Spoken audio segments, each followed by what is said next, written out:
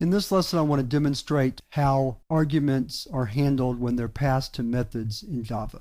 When an argument is passed to a method, we say that it's passed by value. And what that means is that the compiler makes a copy of the value stored in the argument and works with that copy within the method definition, so that when you go back to the calling program, the original value of the argument hasn't changed, even if you directly modify it in the method definition. I've written a small program to demonstrate how that works, so let's take a look at it.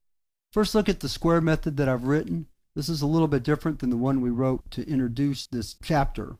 In that, I've written the squaring so that we directly modify num by multiplying it times itself and storing it back into the variable. So num is squared by times equal num.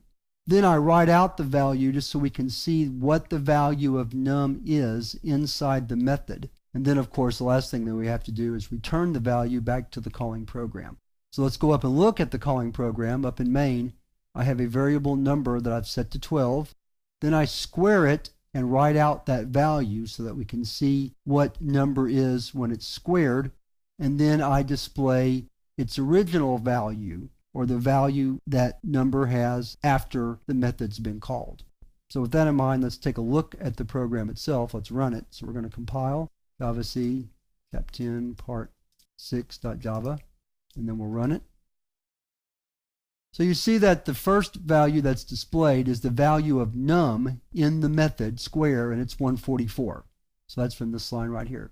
So we've taken the argument, squared it, and we're displaying the squared argument. Then we display the value returned, which is right here, again 144. That's when we return the value from the method. Then we show the original value of number, which is 12.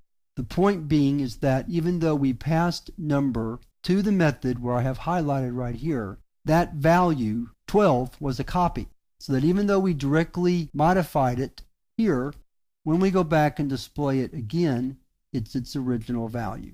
That's how pass by value works. It makes programs easy to understand, and you don't have to worry about, well, did that method change the value or did it not change the value? You always know that arguments are passed by value and that the argument's value will not be changed permanently in the method call.